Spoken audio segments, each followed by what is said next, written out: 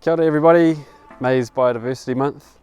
So at HPRC we thought we'd do a cool little video about a new and exciting technology we're using called eDNA, which is how we're monitoring biodiversity here and around our waterways.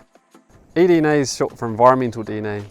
So if you imagine DNA is like a barcode in a supermarket, different species have different barcodes, and from a set of water samples we can see all the different barcodes that are in a piece of water. So that might be fish that are living in a waterway, fish and bugs, or bugs and birds and animals that are living in and around the waterway as well.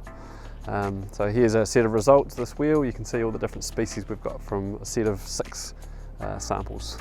Some of the species you see there might be rare or threatened, and we may not know of their existence in that waterway. So that's going to guide some of our biodiversity and restoration efforts going forward and habitat protection.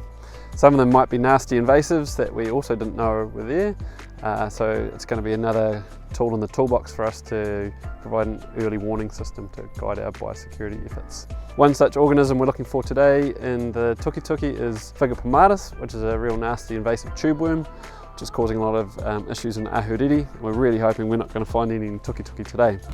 So here we have Andrew taking a water sample for eDNA. You can see he's got his gloves on so he doesn't get his tuna sandwich DNA in the sample. We don't think we've got albacore tuna in the tuki. So what I'm doing here is taking 50 mils, putting it through a filter system, and that's going to capture all the DNA that's in this estuary. It's going to get sent off for analysis, and then we'll find out what's actually in this estuary. Hopefully it's going to come back with no Figa pomatus, but I wouldn't be surprised if we get all the bird life we can see in the background here, as well as kahawai, flounder, mullet, and all the invertebrate DNA as well. So it's a really powerful tool from one quick and easy sample.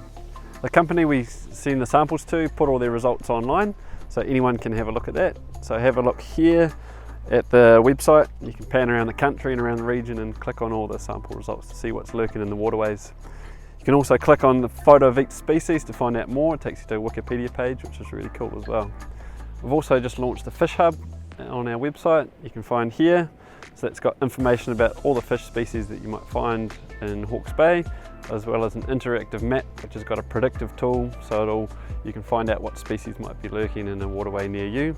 It's also got all of our data from all of our fishing surveys, so you can find out what was actually caught. Check it out.